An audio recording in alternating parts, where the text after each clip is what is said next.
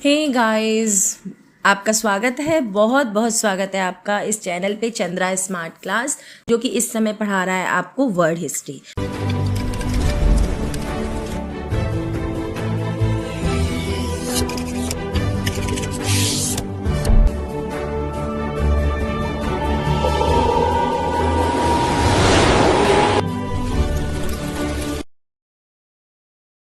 World history के 2 chapter हम एक वीडियो में कवर कर चुके हैं, जिसका नाम था रेनेसांस यानी पुनर्जागरण। उसमें हमने आपको यूरोप के रेनेसांस के साथ साथ अमेरिका का स्वतंत्रता संग्राम भी पढ़ाया है। ठीक है, तो आपको उसमें सारे पॉइंट्स मिल ही जाएंगे। और जो आप हरे पीले लाल कलर से अपनी किताबों को रंग कर पॉइंट्स निकालते हैं, वो सारे पॉइंट्स मैंने आपको उस वीडियो में दिए हैं। वीडियो का नाम है रिबर्थ की असली सच्चाई, यानी पुनर्जागरण की असली सच्चाई। ओके, तो आप इस वीडियोस को देख लीजिएगा। और अब हम नई वीडियो क्विक स्टार्ट करते हैं। फ्रांस की राज्य क्रांति, ये है हमारी आज की वीडियो। फ्रांस की राज्य क्रांति 1789 ईस्वी में लुई 16वें के शासनकाल में हुई। इस समय फ्रांस में सामंती व्यवस्था थी। 14 जुलाई 1789 ईस्वी को क्रांतिकारियों ने बस्तील के कारागृह के फाटक को तोड़कर बंदियों को मुक्त कर दिया। तब से 14 जुलाई को फ्रांस में राष्ट्रीय दिवस स्वतंत्रता दिवस के रूप में मनाया जाता है। तो क्वेश्चन पूछ लिया जाता है, फ्रांस का जो है वो राष्ट्रीय स्वतंत्रता दिवस कब है? तो 14 जुलाई को है। That's good. समानता, स्वतंत्रता एवं बंधुत्व का नारा फ्रांस के राज्य क्रांति की ही देन है। मैं ही राज्य हूँ और मैं ही शब्द कानून है, यानी जो राज्य कह रहा है उसके ही शब्द कानून है। यह कथन किसने दिया? यह लुई 14वें ने दिया था। राजा की निरंकुशता एवं स्वेच्छारीता पर अंकुश लगाने के लिए फ्रांस में पार्लमा नामक संस्था थी। इनकी संख्या 17 थी और जिनका गठन न्यायालय के रूप में किया गया था। न्यायाधीशों का पद कुलीन वर्ग के लिए सुरक्षित था और ये पद वंश क्रमागत होते थे। वायसराय के शीश महल का निर्माण लुई 14वें ने कराया था।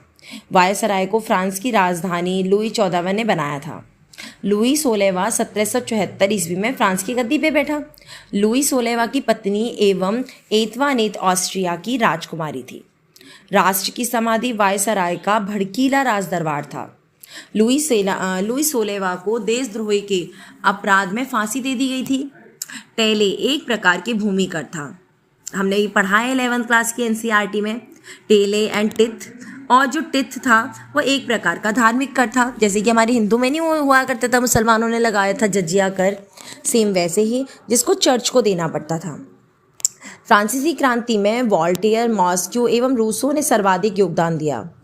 वॉल्टेयर चर्च का विरोधी था। रूसो फ्रांस में प्रजातांत्रिक शासन पद्धति का समर्थन था।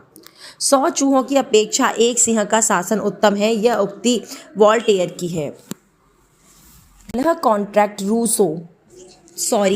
सोशल कॉन्ट्रैक्ट, जो कि हम 11th क्लास की पॉलिटिकल साइंस में पढ़ते हैं, रूसो एवं लेटर्स ऑन इंग्लिश वॉल्टेयर की रचना की।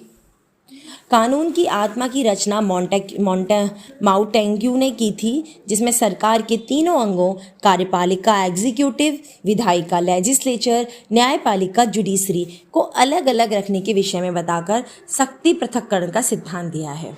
अच्छा, तो अब ये हमारे यहाँ है या नहीं है ना? तो हमने किससे लिया होगा ये सोच कर देखें ज़रा। ओके, तो हम वर्ड हिस्ट्री पढ़ेंगे ना, तो हम बहुत कुछ पढ़ेंगे, इससे हमारे सारे पॉइंट ऑफ व्यू क्लियर हो जाएंगे। यूपीएससी के लिए बेस्ट है, किसी भी एग्जाम के लिए बेस्ट है। आप मुझे कमेंट बॉक्स में बताइएगा कि किस आर्टिकल में दिया गया है।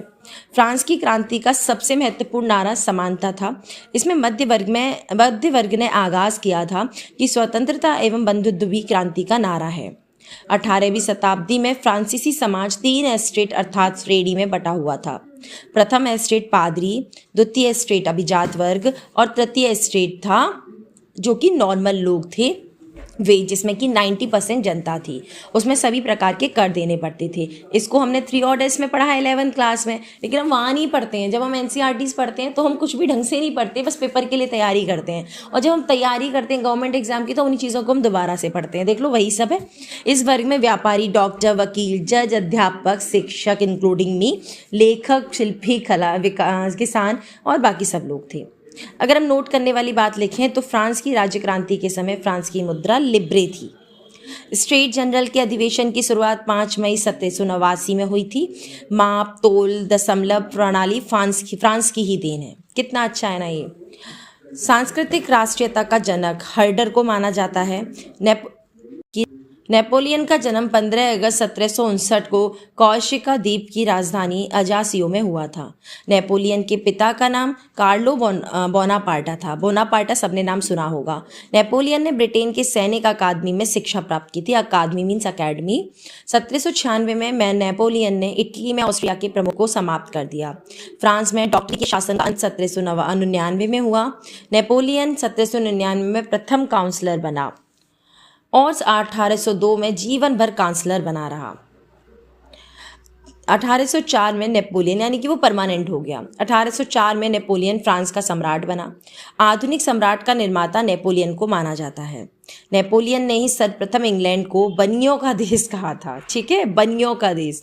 नेपोलियन ने पत्नी जॉर्जेफाइन को तलाक देकर ऑस्ट्रिया की राजकुमारी मारिया लुइसा से शादी कर ली।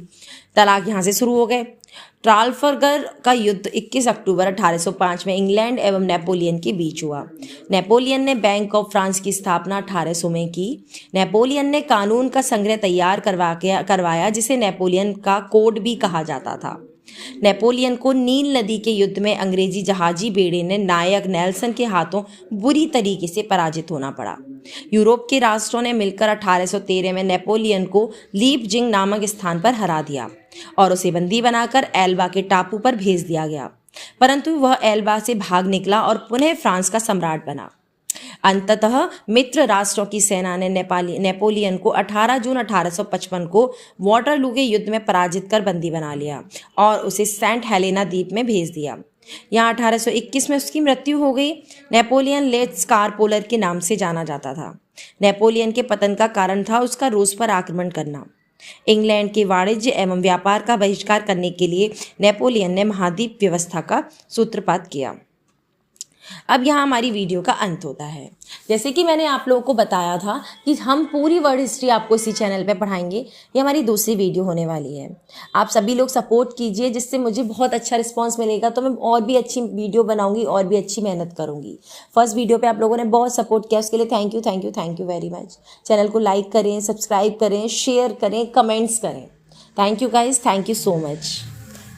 आपका दिन मंगलमय हो। अपने स्वास्थ्य का ख्याल रखें। धन्यवाद।